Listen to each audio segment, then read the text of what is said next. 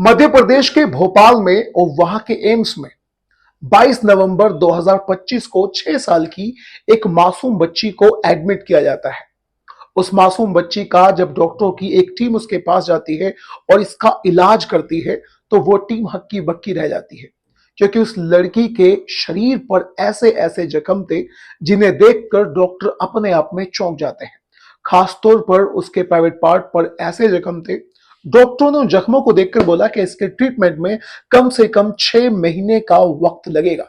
आखिर उस बच्ची के साथ क्या हुआ था, कौन थी वो बच्ची, इस पूरी डिटेल को जब आप भी सुनेंगे तो आप भी हैरत में पड़ जाएंगे। असल में मध्य प्रदेश के रायसेन शहर में गोहरगंज नाम के थाना क्षेत्र में एक परिवार रहा करता था। परिवार में 6 साल की मासूम बच्ची थी।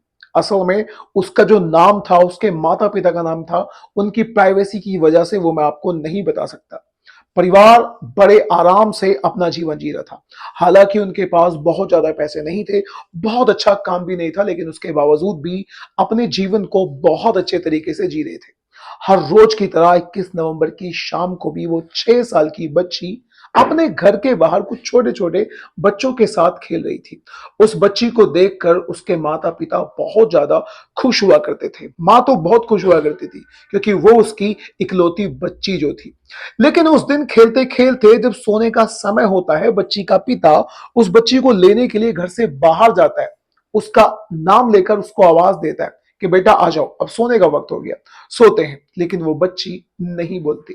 उसका पिता एक घर से दूसरे घर में जाता है, दूसरे घर से तीसरे घर में जाता है, लेकिन वो बच्ची कहीं भी नजर नहीं आती।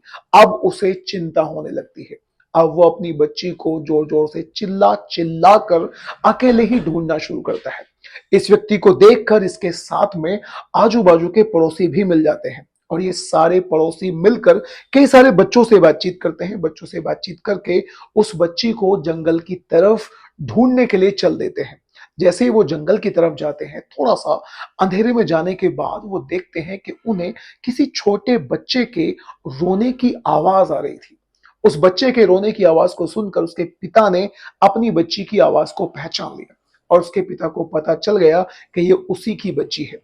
लेकिन जब पूरी भीड़ का एक ग्रुप उस बच्ची के पास जाता है, तो वो उसे देखकर चौंक जाते हैं, क्योंकि उस बच्ची के शरीर पर एक भी कपड़ा नहीं था। वो रो रही थी, और पूरे बदहवास होकर रो रही थी, और उसके प्राइवेट पार्ट से खून निकल रहा था। जैसे ही वो बच्ची अपने पिता के पास आती है, अपने पिता से केवल इतना बोलते हैं कि यहाँ पर मुझे वो अंकल लेकर आए हैं। इतना बोलने के बाद वो बच्ची वहीं पर बेहोश होकर गिर जाती है। आप जरा सोच कर देखिएगा कि उस बच्ची के पिता पर उस समय पर जिसने अपनी बच्ची को देखा, उसके पास आकर कुछ बोलती है, और वो वहीं पर बेहोश होकर गिर जाती है। उस पर उस समय क्या बीती होगी। खैर, कैसे भी करके नजदीक में ही एक जगह पड़ती है अबैदुल्ला। उसी अबैदुल्ला में एक हॉस्पिटल में उस बच्ची को एडमिट कराया जाता है। लेकिन वहां के डॉक्टरों ने उस बच्ची को, 6 साल की मासूम बच्ची को, वहां से भोपाल के एम्स के लिए रेफर कर दिया। बच्ची को भोपाल के एम्स में ले जाया जाता है, और अब धीरे धीरे करके इस बात का और भी कई सारे लोगों को पता चल चुका था। और डॉक्टर की टीम ने जब बच्ची का चेकअप करा, उसको एग्जामिन करा, उसको देखा, तो उन्हें इस बात को समझने में जरा सी भी देरी नहीं लगी कि उस बच्ची के साथ किसी ने दरिंदगी करी है, उस बच्ची के साथ किसी ने दुष्कर्म करा है। देखते ही देखते ये बात पूरी तरह से फैल जाती है, चारों तरफ फैल जाती है। 21 तारीख से 22 तारीख होती है, 22 तारीख से 23 तारीख होती है, लेकिन अभी तक उसके साथ ये सब किसने करा, किसी को भी पता नहीं चलता। धीरे धीरे करके कई सारे संगठनों ने इधर उधर जाम लगाना शुरू कर दिया। यहां तक कि उस शहर में कर्फ्यू तक भी लगा दिया जाता है, लेकिन अभी तक भी पुलिस वाले उस रेपिस्ट को नहीं पकड़ पाए थे। एक एफआईआर नहीं होती, कई सारी एफआईआर होती हैं, और अब पुलिस वालों की केवल और केवल एक ही ड्यूटी बन गई थी, और वो थी कैसे भी करके उस रेपिस्ट का पता लगाना। जब पुलिस वालों ने बच्ची के माँ बाप से बातचीत करी, तो कहानी सामने कुछ इस तरह से आती है। जब वो बच्ची अपने घर के सामने खेल रही थी, तो वहीं पर सलमान उर्फ नजर नाम का एक लड़का, सलमान वो लड़का है जिसकी उम्र 23 साल है, और वो वहीं पर मजदूरी करता है। बच्ची के माता पिता को वो बहुत अच्छे से जानता है, और उस इलाके के बहुत सारे लोग ऑलरेडी उस नजर यानी सलमान को बहुत अच्छे से जानते हैं। वो वहां आकर बच्चों के सामने खड़ा हो जाता है। अक्सर वो वहां पर आया करता था, और बच्चों को टॉफी या कुछ चॉकलेट दे दिया करता था। आज वो वहां आकर उस छोटी सी बच्ची को बहुत देर से घूर रहा था। फिर उसे बहला फुसलाकर अपनी बातों में फंसाकर चॉकलेट देने का बहाना बनाकर वो उसे जंगल की तरफ लेकर जाता है।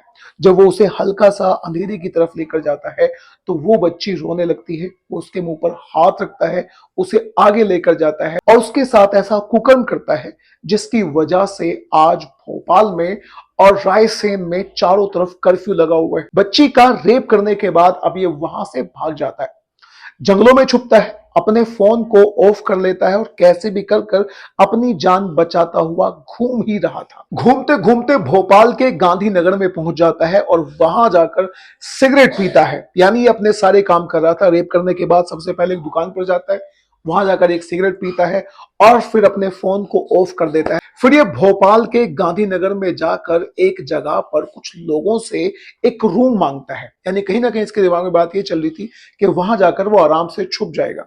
लेकिन वहीं पर पास में कुछ लोग अपने फोन में कुछ वीडियोस देख रहे थे और अब ये मामला इतनी बड़ी तूल पकड़ चुका था कि सोशल मीडिया पर और देश की नॉर्मल मीडिया पर हर जगह उस लड़के का फोटो जा चुका था। पास में ही फोन देख रहे कुछ लड़कों को उस पर शक होता है। वो लड़के पुलिस वालों को इन्फॉर्म कर देते हैं। पुलिस की एक टीम वहां पर पहुंच जाती है।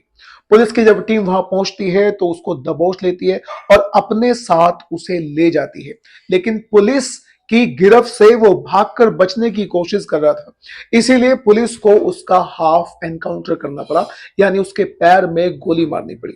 सलमान उर्फ नजर ने ये ऐसा कांड किया जिसमें सलमान को पकड़ने के लिए 20 टीमें बनाई गई। 20 टीमों में तकरीबन 300 पुलिस वालों को हायर किया गया, उनकी अलग अलग टीम बनाई गई और उन्हें सलमान को पकड़ने के लिए लगाया गया। दोस्तों, चारों तरफ इतना बुरी हालत हो गई कि लोग केवल एक ही डिमांड कर रहे हैं आज की डेट में, और वो डिमांड है कि कैसे भी करके इस सलमान नाम के लड़के को फांसी दी जाए। यहां तक कि महिलाओं के एक ग्रुप ने तो इतना भी कहा कि इसे हमें सौंप दो, यानी हम अपने हिसाब से इससे बदला लेंगे, उस 6 साल की मासूम बच्ची के साथ घिनौना दुष्कर्म करने का बदला। अब ये मामला इतना बढ़ गया कि वहां के मुख्यमंत्री मोहन यादव ने भी खुद अपने आप कहकर, यानी प्रशासन से कहकर, पुलिस वालों से कहकर इस मामले की रिपोर्ट मांगी है। जो भी अपडेट होगी उन्होंने खुद बोला है कि मुझे इसकी अपडेट देते रहो।